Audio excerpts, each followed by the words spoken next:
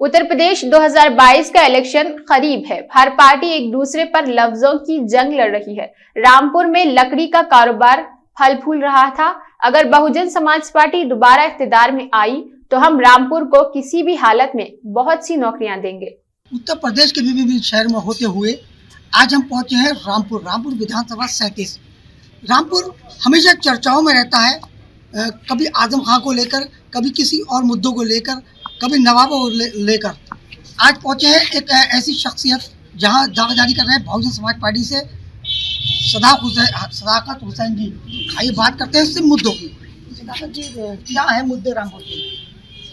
जी, आपका बहुत बहुत शुक्रिया, आप रामपुर आए। जो यहाँ के प्रमुख मुद्दे हैं उसमें रोजगार का बहुत बड़ा मुद्दा है। बेरोजगारी रामपुर के अंदर चरम सीमाओं पर है, क्योंकि रोजगार के नाम पर कोई दूसरा कोई रोजगारी नहीं है यहाँ पर। शिक्षा के क्षेत्र में हमारा रामपुर बहुत पिछड़ा हुआ है। बाकी लाइट के सिलसिले में लाइट का सिस्टम बहुत ख़राब है रामपुर के अंदर। तो सबसे बड़ा जो मुद्दा रहेगा हमारा रामपुर का वो बेरोजगारी का मुद्दा है कि हम किस तरह से लोगों को रोजगार मुहैया करा सकते हैं। अच्छा, बात की जाए यहाँ पर रामपुर में बिजली की, तो बिजली के बिल क्या बहुत ज़्यादा आते हैं या सही आते हैं? देखिए, यहाँ पे जो है इतना भ्रष्टाचार फैला हुआ है रामपुर के अंदर।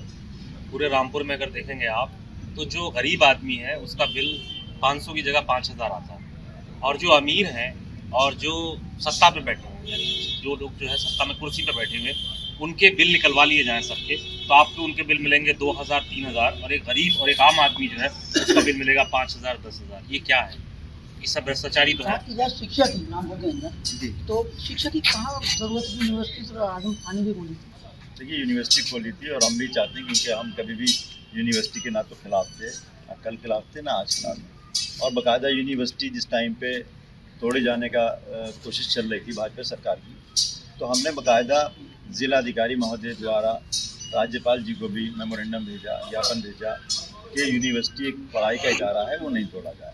लेकिन कहीं ना कहीं यूनिवर्सिटी हम ये चाहते थे कि वो सरकारी यूनिवर्सिटी हो, जैसे अलीगढ़ की तर्ज पर अगर सरकारी यूनिवर्सिटी हो तो रामपुर के जो गरीब बच्चे हैं, जो गरीब आवाम है, वो कम से कम पढ़ सके। क्योंकि यूनिवर्सिटी में बहुत ज़्यादा फीसें हैं, तो वहाँ पर तो अमीर लोग पढ़ सकते हैं, गरीब बच्चे नहीं पढ़ सकते हैं। जिस तरीके से तालीम दी जा रही है उस हिसाब से वहाँ पर वो हिसाब ही नहीं है, वो सिस्टम ही नहीं है, क्योंकि वो सब एक प्राइवेट है, सब कुछ निजीकरण है उनका अपना, खुद ही वो उसके सब वीसी हैं, सब कुछ खुद हैं, वहाँ उस लेवल पे है ही नहीं।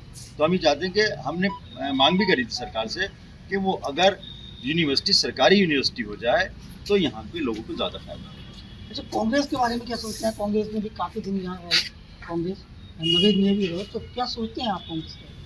कांग्रेस ने अपने नहीं सोचा है, कभी किसी आवाम ने थोड़ी सोचा सरकार से कि वो अगर यूनिवर्सिटी सरकारी यूनिवर्सिटी हो जाए तो यहाँ के लोगों को ज़्यादा फायदा है। अच्छा, कांग्रेस के बारे में क्या सोचते हैं? कांग्रेस में भी काफ़ी दिन यहाँ रहे, कांग्रेस नवेद में भी रहे, तो क्या सोचते हैं आप कांग्रेस के? कांग्रेस ने अपने नहीं सोचा है, कभी किसी आवाम ने थोड़ी सोचा। वो नवाब लोग थे, आज भी नवाब है, कल भी नवाब थे। उन्होंने अपनी नवाबी की नहीं करी, किसी आम पब्लिक की नहीं करी, जनता की नहीं, कुछ नहीं करा उन्होंने। अच्छा, बात की जाए ओवैसी की, तो ओवैसी जी काफ़ी चर्चाओं में आजकल, बाजार गर्म है ओवैसी जी का। क्या सोचते हैं आप? ओवैसी जी तो फर्जी है, बीजेपी की भी पार्टी है, वोट काटने के लिए खड़े हुए हैं, ये सोचने के लिए हुए हैं कि मुसलमानों का वोट कटे तो फिर दोबारा बीजेपी की सरकार आ। अच्छा, अमित शाह जी का कहना ये है कि बहन जी जो है सो रही है, ठंड में से निकली है, बहन जी चुनाव आ गया जी।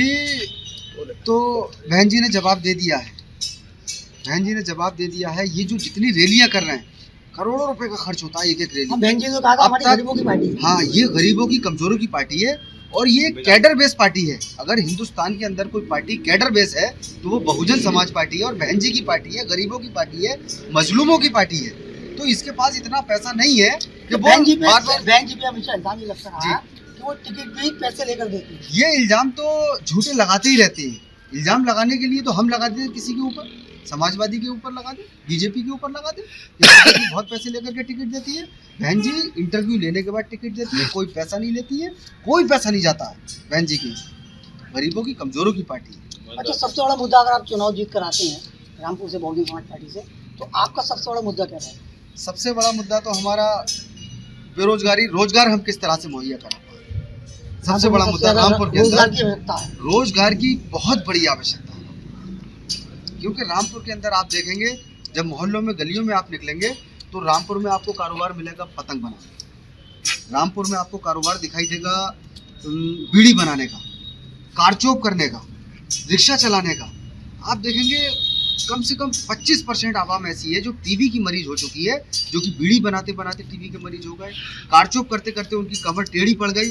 बहुत बुरा हाल है रामपुर में। तो एक बहुत अच्छे रोजगार की जरूरत है, और एक रोजगार रामपुर के अंदर है, सिर्फ और सिर्फ उसको थोड़ी हवा देने की जरूरत है। जो लकड़ी का कारोबार है बहुत अच्छी तरह चल रहा था, जो बसपा की सरकार थी 2007 से लेकर 2012 तक, उसमें रामपुर का कारोबार सिर्फ उत्तर प्रदेश में सबसे बड़ा कारोबार नहीं था, बल्कि पूरे हिंदुस्तान की सबसे बड़ी मंडी रामपुर की लकड़ी मंडी बन गई थी, जिससे हर गरीब को रोजगार मिल गया था, रामपुर हर आदमी को रोजगार मिल गया था, क्राइम जीरो हो चुका था। तो इस चीज़ की जरूरत है रोजगार। अगर आप चुनाव जीत कर आते हैं रामपुर से बहुजन समाज पार्टी से, तो आपका सबसे बड़ा मुद्दा क्या रहेगा? सबसे बड़ा मुद्दा तो हमारा बेरोजगारी, रोजगार हम किस तरह से मुहैया करा पाए, सबसे बड़ा मुद्दा रामपुर के रोजगार अंदर की आवश्यकता है। रोजगार की बहुत बड़ी आवश्यकता है, क्योंकि रामपुर के अंदर आप देखेंगे जब मोहल्लों में गलियों में आप निकलेंगे तो रामपुर में आपको कारोबार मिलेगा पतंग बनाने, रामपुर में आपको कारोबार दिखाई देगा बीड़ी बनाने का, कारचोप करने का, रिक्शा चलाने का।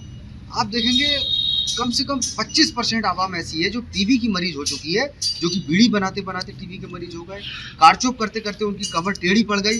बहुत बुरा हाल है रामपुर में। तो एक बहुत अच्छे रोजगार की जरूरत है, और एक रोजगार रामपुर के अंदर है, सिर्फ और सिर्फ उसको थोड़ी हवा देने की जरूरत है। जो लकड़ी का कारोबार है बहुत अच्छी तरह चल रहा था, जो बसपा की सरकार थी 2007 से लेकर 2012 तक, उसमें रामपुर का कारोबार सिर्फ उत्तर प्रदेश में सबसे बड़ा कारोबार नहीं था, बल्कि पूरे हिंदुस्तान की सबसे बड़ी मंडी रामपुर की लकड़ी मंडी बन गई थी, जिससे हर गरीब को रोजगार मिल गया था, रामपुर हर आदमी को रोजगार मिल गया था, क्राइम जीरो हो चुका था। तो इस चीज़ की जरूरत है, रोजगार की जरूरत है, और इंशाल्लाह हमें उम्मीद है कि बहन जी की सरकार 5वीं बार बहन जी ही मुख्यमंत्री बनकर आ रही है। ये जो झूठा प्रोपेगेंडा चल रहा है भाजपा के कहने पे, ये सब झूठा है, और सच्चाई ये है कि इस बार जो बहन जी का वोट बैंक है वो बहन जी के साथ है, और मुस्लिम भी बहुत बड़ी तादाद में, रामपुर की सीट भी बहन जी ही जीतेंगी इस बार इंशाल्लाह। इस बार बहन जी ही चुनाव जीत रही है। रामपुर की जो सीट निकल रही है वो बसपा की ही सीट निकल रही है, क्योंकि आजमगढ़ साहब जेल में है, वो खुद सांसद है। जब वो सांसद हैं तो फिर उन्हें विधायक की कहाँ जरूरत पड़ेगी।